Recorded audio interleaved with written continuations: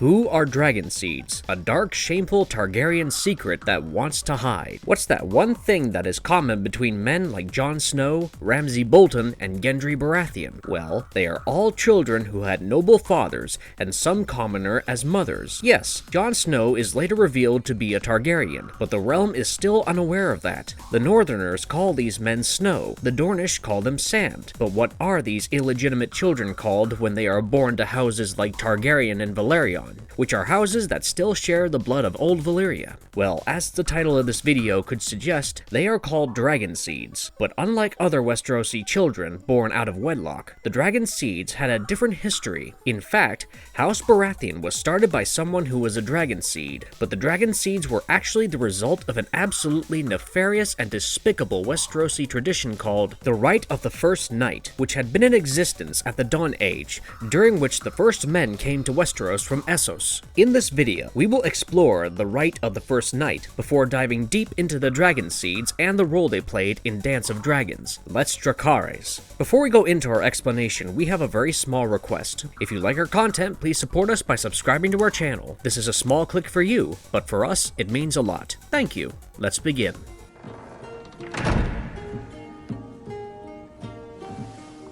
The disgusting tradition of Rite of First Night. When Aegon the Conqueror rode Balerion the Black Dread to take over Westeros, he was not familiar with the customs and culture of the people he was going to rule, and a good king ought to know the subject he is going to rule. Naturally, Aegon traveled throughout his freshly acquired kingdom with 6 maesters who would answer his questions on the history, local laws, and customs. Aegon learned that each of the kingdoms had traditions and customs specific to that kingdom, and as someone who did not originally belonged to Westeros, Aegon thought it was best not to interfere with the local customs. Naturally, the lords were allowed to continue the way they had been, albeit they now had to pledge their fealty to Aegon. It's not difficult to understand that each society has customs that are both good and bad, and just because a particular way of life is socially accepted, it doesn't mean that the way is the right way. One such evil tradition in a few parts of Westeros was the Rite of the First Night that the High Lords enjoyed, a disgustingly evil practice by virtue of which the High Lords often preyed on the daughters and wives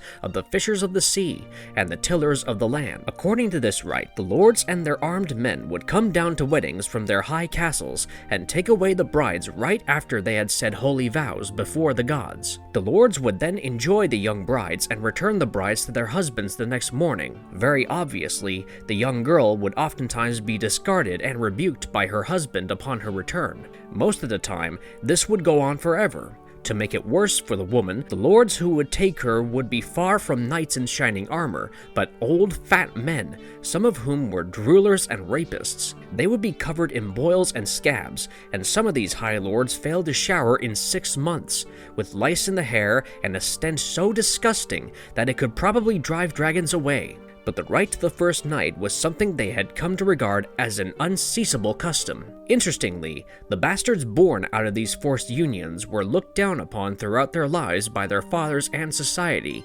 and yet there were others who were celebrated and almost respected. These later bastards were called the Dragon Seeds. We'll get to that in a bit, but before that, let's find out how exactly the custom started in Westeros. Andals and their heroic deeds. The first mention of the Rite to the First Night dates back to the 9th year of Aegon's conquest of Westeros. So Aegon the Conqueror had granted the ruined castle of Harrenhal to Sir Quentyn Cohaeres, his former master of arms. However, when Quentyn died, the castle went to his grandson, Gargon, who was a fat man with an insatiable hunger for young brides. Soon, he would attend almost all the weddings in his domain and become known as Gargon the Guest. But the tradition dates back thousands of years to the days before the Andals. In those days, the first night was not entirely about lust, but stood for something more meaningful. Well, it was meaningful by the standards of ancient people. According to King Jaehaerys' justiciar, Lord Alban Macy, the custom was in existence when the first men lived. He says that they were savage people and cites the example of the wildlings. Nevertheless, we now know that although the wildlings may be violent and hostile to intruders, they are not barbaric or savage. Nevertheless, Alban Macy goes on to say that the first men respected only what was strong. Their lords and kings were mighty strong heroes, and likewise even their children were strong. If a particular warlord wanted to bless a maid with his seed on her first night, it was seen as a blessing, and the child born out of such a union was considered better and stronger than the rest. The husbands of these maids would feel honored to raise such children as their own blood, but this was a custom from the Dawn Age, approximately 10,000 years ago, when the warlords were real heroes and excellent warriors, not fat, stout men who could not lift their own weight. Eventually, the blessing turned into a curse for young women and their husbands. However, Grand Maester Bennifer of King Jaehaerys' court claims that the Andals never practiced First Night in Andalos, the land they initially belonged to. The good Queen Alysanne and her husband, King Jaehaerys, had once traveled to the north, where Alysanne learned about the horrors of this tradition. She came across a woman in a brothel who was a victim of the First Night, and her ordeal disturbed the good queen so much that upon her return to King's Landing, she brought the matter up before the king and his council. Grand Maester Bennifer supported her by saying, "Our knights swear to protect the innocence of maidens. We swear our marriage vows before the father and the mother, promising fidelity until the stranger comes to part us." King Jaehaerys understood that the custom was an evil one and had to be done away with, but he also knew that many lords would grumble. Well, they always grumbled when the crown took what they believed was theirs. After listening to all sides, Jaehaerys spoke and said, "Dragon seeds, they call them. It is not a thing to boast of, but it has happened, mayhaps more often than we would care to admit." He reveals that Orys Baratheon, the founder of the House Baratheon, was a dragon seed himself, born out of wedlock between Lord Aerion and an unknown woman. Aerion was the father of Aegon I, so essentially, the houses Baratheon and Targaryen were related by blood. Nevertheless, after much debate, King Jaehaerys gave in to his wife and commanded that the rite of the First Night be abolished, and any lord who practiced it shall be held guilty of the crime of forced penetration. But does that mean that the custom had died, or those lords stopped sneaking off for a sally on the side? In fact, the custom had penetrated into the Targaryens as well, and it would play a huge role in the Dance of the Dragons. The sowing of the dragon seeds. After the first major battle between the forces of Rhaenyra and her half-brother Aegon, his dragon Sunfire lay wounded near Rook's Rest. On the other hand, Prince Daeron's dragon Tessarion was in Old Town. This left only 2 dragons in King's Landing. The first was Aemond Targaryen's Vhagar, and the second was Queen Helena's Dreamfire. However, Helena wept in darkness over the loss of her child, and was not a threat. Prince Dracarys, the son of Rhaenyra and Laenor Velaryon, was well aware of the situation and wanted to charge on King's Landing. Although Vhagar was the only dragon left to protect the Red Keep, she was mighty big and equally ferocious. Dracarys thought that the combined strength of his dragon Vermax, his mother's dragon Syrax, and her uncle's dragon Caraxes would surely take down Vhagar. However, Rhaenyra's dwarf fool named Mushroom claimed that there were at least 6 dragons present in Dragonstone who did not have riders. 3 of them were wild dragons who had never been ridden, and the other 3 had lost their riders to death. Dracarys pointed out there weren't enough dragon riders left in Dragonstone to ride the wild dragons such as Grey Ghost, or the dragons who, like Sea Smoke, had lost their riders to the war. But Mushroom pointed out that the prince could find more dragon riders under the sheets and in the wood piles, wherever you Targaryens spill your silver seed. So it is common knowledge that if Targaryens are not fighting each other, they are bedding each other. But the blood of old Valyria ran hot in their veins, and their wives were not enough to cool it down. They would often come down from the castle to meet and mate with the daughters and wives of the small folk. Although the custom of the First Night had more or less disappeared, Dragonstone's story was different from the rest of Westeros. The dragon riders were often considered to be closer to gods than usual men, and naturally, brides felt blessed when a Targaryen prince or a lord came down from his high castle to bless her with a union. The children born of such consummation were deemed superior. Their Targaryen fathers would shower the child and mother with lavish gifts and lands. These bastards would later come to be known as dragon seeds. Naturally, Dragonstone was filled with dragon seeds and sons and daughters of dragon seeds. But none of these illegitimate children really knew how to ride a dragon, so Prince Dracarys announced that anyone who could master the fiery beast would be awarded with riches and lands, in addition to being anointed as a knight. Furthermore, their sons would be hailed lords, and daughters would be wed to other lords, and the new dragon rider would be allowed to fight Aegon II beside the Prince of Dragonstone. Dragon seeds in the Dance of Dragons. In the end, 3 men succeeded in riding Sea Smoke, Vermithor, and Silverwing. All 3 dragons had previously been ridden by other men and women, so they were more welcoming to humans than the wild dragons of Dragonstone.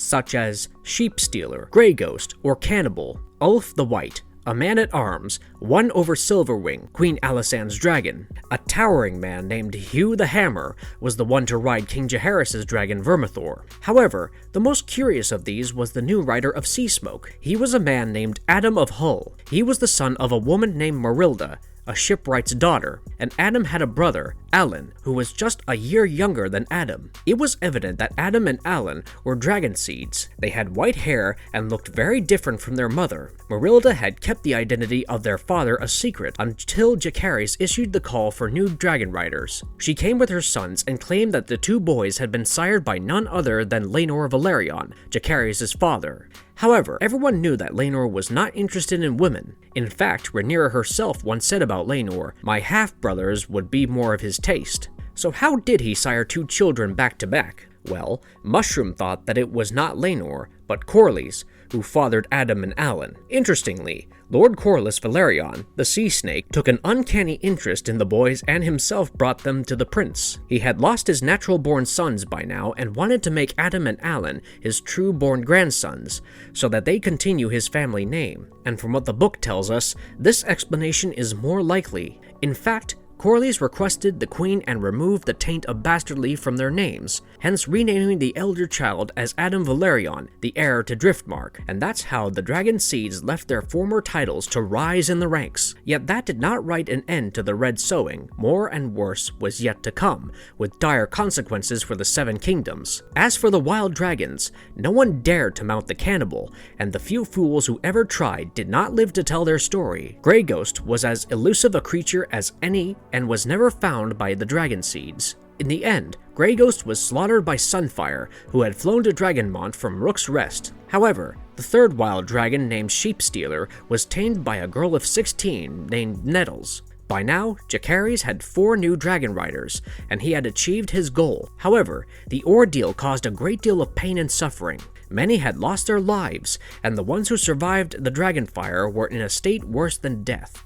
The fates of dragon seeds. However, as time passed, the dragon seeds had started to lose credibility. Hugh the Hammer and Ulf the White had switched sides and gone over to the enemy camp. This put the Blacks and Rhaenyra in a precarious position. She had taken over King's Landing, but her position was being weakened by the minute. With 2 dragon seeds turning out to be treacherous, the obvious question of the loyalties of Nettles and Adam of Hull came up.